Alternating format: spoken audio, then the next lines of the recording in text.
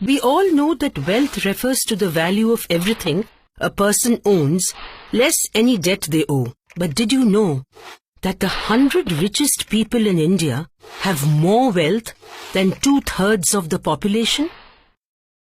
Of those, the richest 15 have more wealth than half the population of the country. Let's represent the population of India as 100 people, the poorest 90 in red, the richest 10 in green. Now let's see how India's total wealth, around 216 trillion rupees, is divided amongst its people. The top 10 have 3/4 of the total wealth. The bottom 90 are left with only a quarter. But you know what? This still does not tell the full story, because the bulk of the wealth of the top 10 actually belongs to the top 1. Now how did this happen? 2/3 of our 216 trillion rupees wealth, that is around 144 trillion rupees, was created between 2000 and 2014. Who did it go to? It turns out that the bottom 90% got only 1/5 of it. 4/5 of this huge sum of wealth went to the top 10%. Again, this is still not the full story. It is in fact the top 1% that take away more than half of these 144 trillion rupees. Mind you, it is this theft from India's growth that has sharply increased inequality in this country.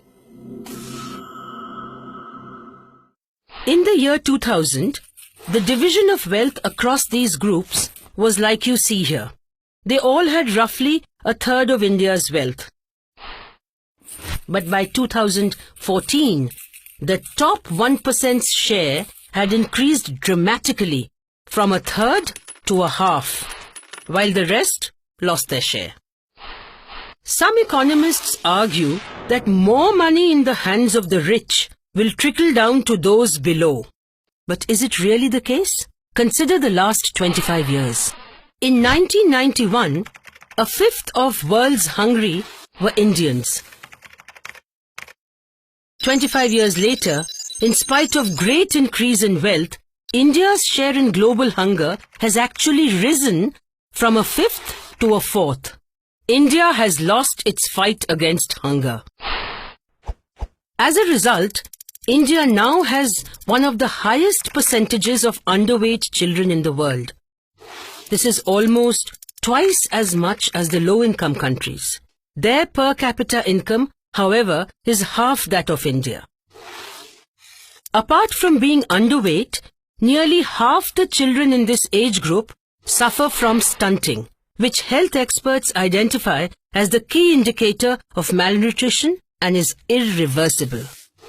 Illiteracy follows a pattern similar to hunger. In 1991, India had 280 million people unlettered, almost 1/3 of the world's illiterate population. In the last quarter of a century, these numbers have hardly changed. In fact, India's share in global illiteracy has actually risen. This is hardly surprising, considering how long an Indian spends in school on average. Compare this to our neighboring countries, for instance Bangladesh. Despite India being economically better off than Bangladesh, our numbers are worse. Incidentally, Bangladesh also outperforms us on healthcare expenditures, spending a greater percentage of their yearly government budget on health. Around 78% of all money spent on healthcare in India is in the private sector. As a result, around 40 million people are forced into poverty every year by incurring debt to pay for treatment and care. Providing universal healthcare throughout India would cost around 320 billion rupees.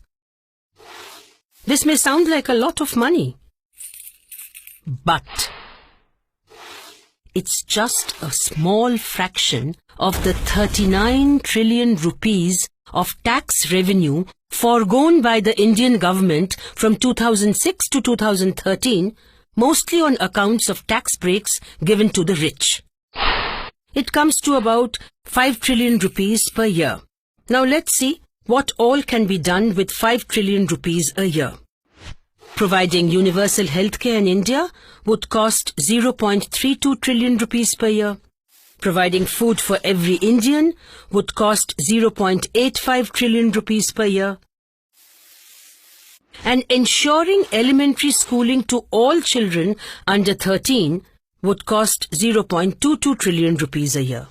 When we add up all these numbers, it comes to less than a third of the tax concessions to the corporate sector and the rich. Now can we honestly say that we do not have the money to provide food, healthcare and schooling for every Indian? Not only do we have enough money for all this, but plenty left for other long-term welfare measures. Calculations based on National Sample Survey data indicate that 1 trillion rupees would provide piped water to all Indians. A similar amount will pay for construction of toilets for 600 million Indians who don't have them today. This is less than the 3.4 trillion rupees that the Indian government lost due to reduction of customs duty on account of gold and jewellery alone. It is time we decide what kind of India we want. An India where the rich continue to get richer, while significant sections of our people live in abject poverty? Or an India for all its people?